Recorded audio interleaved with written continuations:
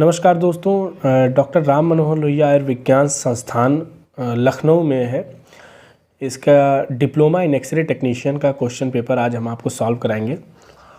वहाँ के इंस्टीट्यूट द्वारा ये क्वेश्चन पेपर बनाया गया था जो कि टेस्ट पेपर रूप में था। टेस्ट पेपर है ये और सेकेंड ईयर बैच के लिए है। तो सेकेंड ईयर का जो सिलेबस है उसको आप एक बार पढ़ लीजिएगा। यूपी स्टेट मेडिकल फैकल्टी ने क्या जारी किया है और अलग अलग स्टेट ने कैसा सिलेबस बनाया है। तो यूपी स्टेट मेडिकल फैकल्टी के सिलेबस का आज हम थोड़ा जिक्र करेंगे। कई सारे क्वेश्चन हम इसको इतना टाइम तो नहीं है लेकिन कम समय में सारे क्वेश्चन हम आपको सॉल्व करवाएंगे। मेरे साथ बने रहिएगा।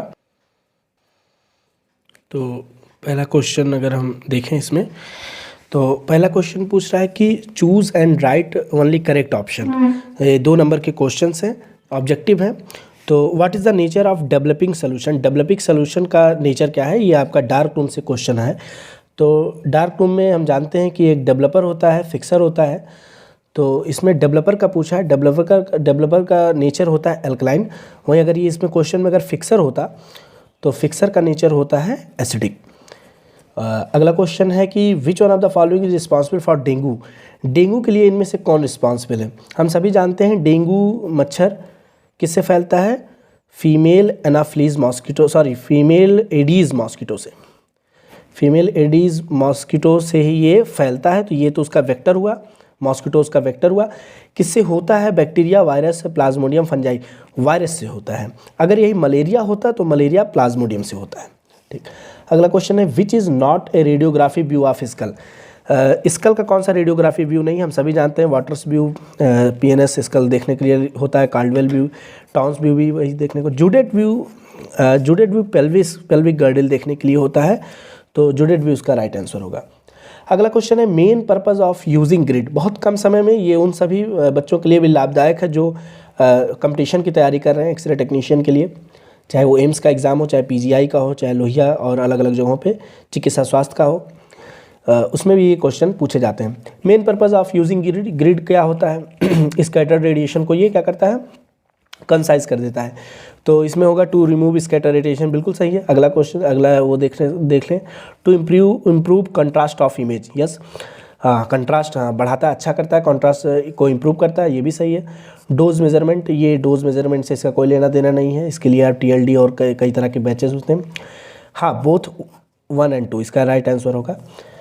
कूलिज फ्रैक्चर होता है डिस्टल रेडियस का फ्रैक्चर, डिस्टल रेडियस का। तो इसमें कई सारे ऑप्शन हैं, प्रॉक्सिमल रेडियस, डिस्टल, टिबिया से रिलेटेड नहीं है, ये रेडियस से रिलेटेड है, रेडियस से रिलेटेड है। तो फ्रैक्चर ऑफ डिस्टल रेडियस ये राइट आंसर होगा। राइट शॉर्ट नोट वाली 3 इनमें से 3 पे शॉर्ट नोट लिखना था, जिसमें हम आपको चारों बताएंगे। मैमोग्राफी एक्सरे होता है किस चीज़ का, मेमरी ग्लैंड का। जो नहीं जानता वो भी जाने, मेमरी ग्लैंड का एक्सरे होता है। हर जगह इसकी मशीन नहीं होती है, बड़े बड़े संस्थानों में ये मशीन देखने को मिलता है, बड़े बड़े डायग्नोस्टिक सेंटर पे भी ये एक्सरे इस मशीन से होता है। तो हम ये समझ लें कि मैमोग्राफी का मेन पर्पज़ क्या होता है, मेमरी ग्लैंड का एक्सरे। अब मेमरी ग्लैंड में होने वाले कई सारी बीमारियां हैं, उससे रिलेटेड डॉक्टर इसको एडवाइस करता है। इसके बारे में आप लिख सकते हैं कई सारी चीज़ें। HIV तो सबसे पहले इसका फुल फॉर्म कई बच्चे नहीं समझ पाते हैं। इसका फुल फॉर्म होता है ह्यूमन इम्यूनो डेफिशिएंसी। ये शब्द जरूर लगाएंगे, इसमें D नहीं है फिर भी हम इसको लगाएंगे, ह्यूमन इम्यूनो डेफिशिएंसी वायरस। इसकी वजह से क्या होता है, एड्स होता है, सभी को पता है। एड्स का full form acquired immuno deficiency syndrome. तो वो तो टॉपिक है नहीं, फिर भी जाने नहीं। HIV वायरस जो होता है ये कि इससे क्या होता है, एड्स जैसी बीमारी होती है। इसके बारे में और शॉर्ट नोट में लिखना है तो आप कई सारी चीज़ लिख सकते हैं। डायबिटीज़ मेलाइटिस, जनरली हम इसको हाइपरग्लाइसीमिया को कहते हैं, शुगर, जिसको आम भाषा में हम जानते हैं। डायबिटीज़ मेलाइटिस के टाइप 1 टाइप 2 होते हैं, आपको पता होना चाहिए। टाइप 1 में क्या होता है, इंसुलिन आपकी बॉडी में बिल्कुल भी नहीं बनता है। टाइप 2 में इंसुलिन बनता है लेकिन वो उस तरह काम नहीं कर पाता है जैसा उसको काम करना चाहिए। तो ये समझ लें डायबिटीज़ मेलाइटिस, इसी को शुगर कहते हैं। डायबिटीज़ 2 तरह का होता है, एक बताया था कि डायबिटीज़ इंसिपिडस आपका ADH हार्मोन आपने पढ़ा होगा, एंटी डायूरेटिक हार्मोन की वजह से होता है। ठीक, तो ये दूसरा टॉपिक है। आप डायबिटीज़ मेलाइटिस को बस ये समझिए कि ब्लड में शुगर का लेवल बढ़ जाना है, डायबिटीज़ मेलाइटिस कहलाता है। टाइप 1 टाइप 2 2 तरह का होता है। अच्छा, शुगर बढ़ता क्यों है? पैनक्रियाज ग्लैंड हमारा क्या निकालता है बच्चों? पैनक्रियाज ग्लैंड क्या निकालता है?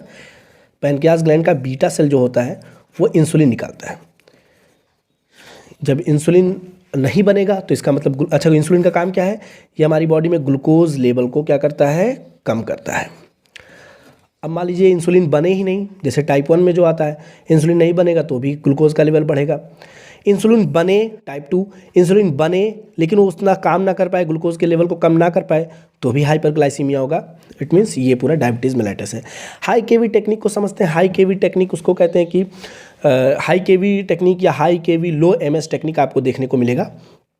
हाई केवी टेक्निक हम लोग इसलिए यूज़ करते हैं कि केवी से क्या होता है? पेनिट्रेटिंग पावर बढ़ जाता है एक्सरे का।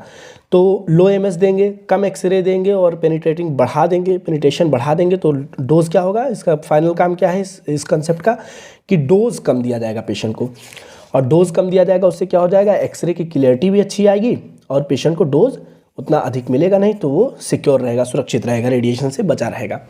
तो ये रेडिएशन प्रोटेक्शन में भी आप इस चीज़ को लिख सकते हैं। हाई केवी टेक्निक का यूज़ अगर टेक्नीशियन करें तो पेशेंट को रेडिएशन से बचाया जा सकता है। तो अगला चीज़ है कि अलारा का फुल फॉर्म, डेक्सा का फुल फॉर्म पूछा था। अलारा फुल फॉर्म है as low as reasonable achievable, ये इसका फुल फॉर्म है, as low as reasonably achievable. DEXA एक मशीन है जिससे बीएमडी की जांच होती है। बीएमडी का फिर फुल फॉर्म पूछ सकता है बोन मिनरल डेंसिटी, इसका फुल फॉर्म है बोन मिनरल डेंसिटी। और डेक्सा का फुल फॉर्म है डुअल एनर्जी एक्सरे एब्जॉर्प्शियोमेट्री। तो अगर ये यहाँ ना दिख रहा हो तो इसको ऐसे समझिए, डुअल एनर्जी एक्सरे एब्जॉर्प्शियोमेट्री, ये हुआ इसका फुल फॉर्म। तो इसमें दो ही का फुल फॉर्म पूछा था, आपको मैंने बीएमडी का भी बता दिया।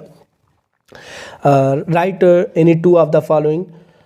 COPD इसको बोलते हैं क्रॉनिक ऑब्स्ट्रक्टिव पल्मोनरी डिजीज़। इसके कई सारे रीज़न होते हैं। एम्फाइसीमा इसमें हो जाता है, सिगरेट स्मोकिंग से होता है, कई सारी चीज़ें इसके लिए रिस्पॉन्सिबल हैं। तो लॉन्ग आंसर टाइप क्वेश्चन है, इसको आपको थोड़ा सा समझना होगा। बस चीज़ों को थोड़ा सा समझिए कि इसको हम बोलते हैं COPD chronic obstructive pulmonary disease. अगला है बेरियम स्टडी। बेरियम स्टडी में हम 4 तरह की स्टडी करते हैं। बेरियम सॉलो, यहाँ देखते हैं बेरियम स्टडी, अगर आपसे पूछा जाए बेरियम स्टडी, इसमें कई सारी चीज़ें आती हैं। Barium swallow, barium meal follow through and barium enema. तो इस तरह से हम डायग्नोस करते हैं। इसमें भी एक्सरे होता है बेरियम स्टडी में। इसमें बेरियम सल्फेट का हम डाई देते हैं पेशेंट को। अगर हम बेरियम सॉलो देख रहे हैं तो इसमें GIT का अपर GIT देखते हैं, जैसे माउथ इसोफेगस। बेरियम मील में हम बेसिकली स्टमक को देखते हैं, उसमें कोई अल्सर या किसी तरह का कोई ट्यूमर हो। मेन स्टडी बेरियम स्टडी का मेन पर्पज़ यही है कि ट्यूमर अल्सर इस तरह का GIT में देखा जाए, ठीक है। तो GIT में पूरा माउथ से लेके एनस तक हो गया। तो बेरियम सॉलो जब हम करेंगे तो इसका मतलब ये हो गया कि माउथ इसोफेगस देखने के लिए, बेरियम मील स्टमक देखने के लिए, barium meal follow through intestine देखने के लिए, बेरियम एनिमा लार्ज इंटेस्टाइन का बेसिकली रेक्टम वाला रीजन देखने के लिए हम करते हैं। और अगला क्वेश्चन है रेडियोग्राफिक कंट्रास्ट मीडिया। बहुत इजी टॉपिक है। कंट्रास्ट आप पढ़ें। कंट्रास्ट की वजह से क्या होता है? इन्हांसमेंट होता है। पेशेंट को डाई लगाया जाता है, उसी को कंट्रास्ट कहा जाता है। तो कंट्रास्ट मीडिया उसी को कहा जाता है जो पेशेंट को डाई दिया जाता है, उसी को कंट्रास्ट मीडिया कहा जाता है। हम लोग जानते हैं कि अगर हम कोई एक्सरे कर रहे हैं, अगर उसकी कंट्रास्ट अच्छा नहीं रहेगा तो फिर उसका कोई मतलब नहीं है करने से। तो डॉक्टर जनरली मान लीजिए किसी ट्यूमर को या किसी ऐसे चीज़ को, लीजन को देखने के लिए एक्सरे या MRI या CT स्कैन में कंट्रास्ट की ज़रूरत होती है। तो अलग अलग जगहों पे कंट्रास्ट की ज़रूरत होती है। तो अलग अलग कंट्रास्ट मीडिया आता है। ये 2 तरह के होते हैं मेनली, पॉजिटिव निगेटिव। इसमें कई सारी चीज़ें आती हैं। पॉजिटिव को तो हम जो कंट्रास्ट के इन्हांसमेंट को बढ़ा दे, ठीक है, और जो निगेटिव होता है जो कम कर दे। तो कई सारी चीज़ें, ये लॉन्ग आंसर टाइप क्वेश्चन है, आपको इसे थोड़ा सा पढ़ना होगा डिटेल में। तो इस तरह से हमने आपको सॉल्व कराया doctor Ram Manohar Lohia institute of medical science का क्वेश्चन पेपर, जो कि टेस्ट पेपर है। और कई सारे क्वेश्चंस अगर आपको देखना है तो मेरे YouTube चैनल को सब्सक्राइब करें, लाइक करें, शेयर करें। धन्यवाद।